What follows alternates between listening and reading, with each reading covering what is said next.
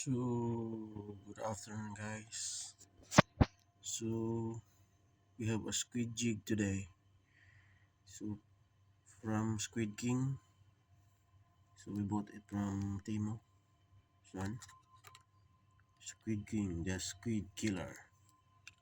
So, this color, yellow tiger. I think it's yellow with a dotted black, striped black. The eyes is black. The sound in this luminous at the front.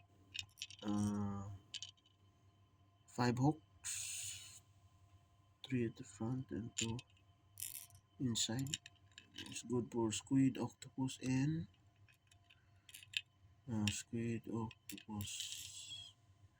cuttlefish. So yeah.